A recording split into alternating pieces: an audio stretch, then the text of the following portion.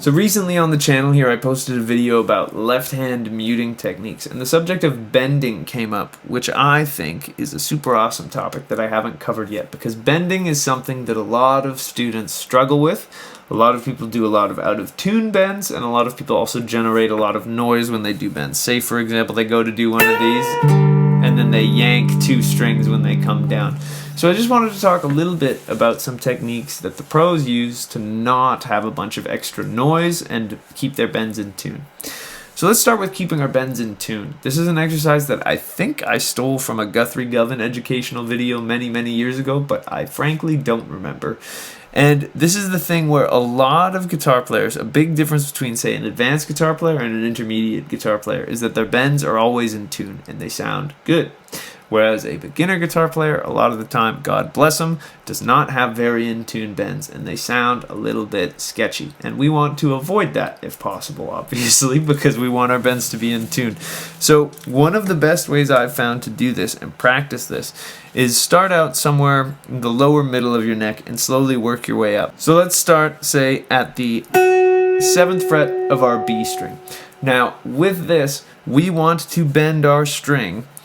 Say we want to do a whole step. I'm going to play a note 2 frets above it, and then I'm going to bend this. So get this in your ear, and then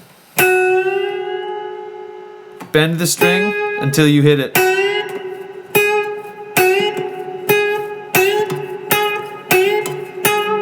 You can work your way down if you want to. So say you wanted to bend your 5th fret to this note.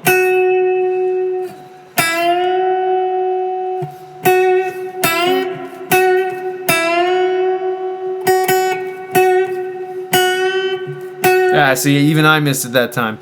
To be fair, I'm mostly a jazz player and I'm doing these bends on 13 strings, so it's a little bit harder than if I was on, 9s or 10s. I've sacrificed kind of the super dramatic bends in my playing for really stiff strings that I enjoy playing on. But let's keep going. So say we were bending this 9th fret to that 11th fret. See, I overshot that too.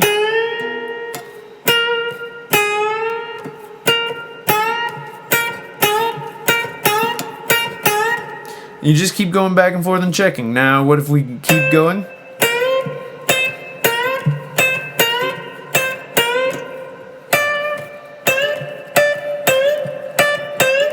And you can just keep going like that. And it's a really good way to check your tuning and hold yourself accountable of whether you're hitting it or whether you're kind of missing the mark.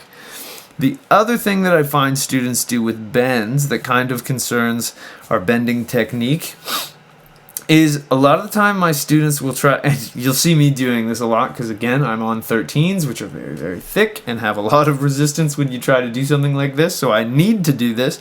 But a lot of my students who are beginners or intermediates try to do these mighty bends with just one finger, and that's really not a recipe for success. When I am bending so that I have a controlled bend rather than something that's kind of shaky, and like I don't want my bend to have a ton of vibrato on it unless I'm coming out of something with that nice rocking motion. But a lot of the time I get shaky bends from students, or they just kind of can't reach the note. So what I would do is, if I'm bending a note with my ring finger, which tends to be the most common way to do this, I am actually going to use and push. Do you see how each finger here is in its own fret? And they're going to work together to push that string out, rather than being all on their own.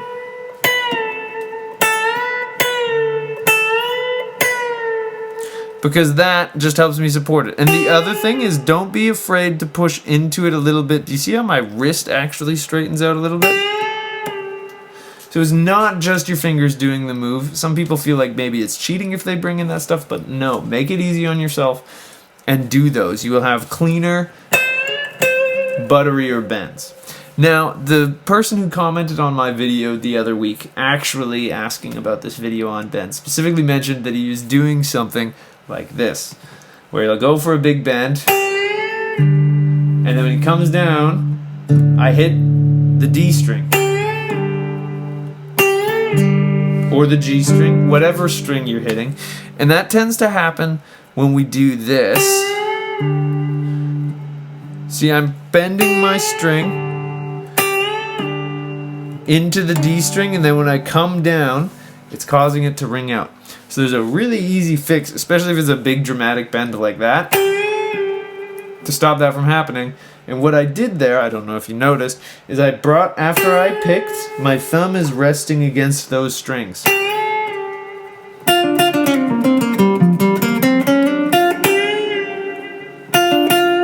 So that it can't ring out when I let go. That's one really good way to do it. And then the second thing you can do to help yourself out is that when you do these bends, sometimes students push so hard that they get their finger over top of the strings.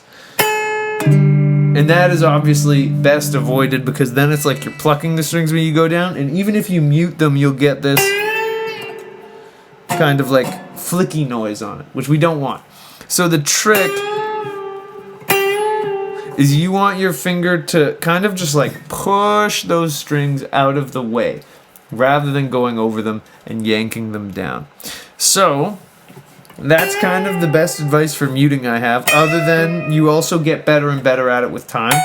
That's a really good way to slowly start to build up your bend technique. If it's not perfect right away, please don't be too hard on yourself. It is a really, really tricky thing to start kind of wrapping your head around.